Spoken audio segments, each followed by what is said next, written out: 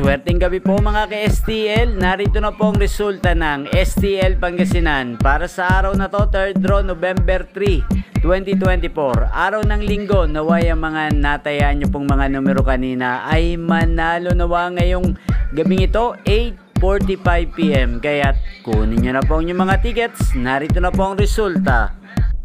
Para po sa STL Pangasinan, 3rd draw result, 8:45 PM ang mga numerong nanalo, 40 at 5 in exact order sa lahat po ng tumaya kanina para sa 3rd draw ng 40 at 5.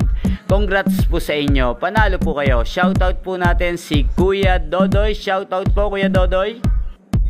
Inyo pong napanood ang resulta ng STL Pangasinan sa channel na to, Roderick Hernandez TV. Maraming salamat po sa patuloy niyong pagsuporta sa aking channel.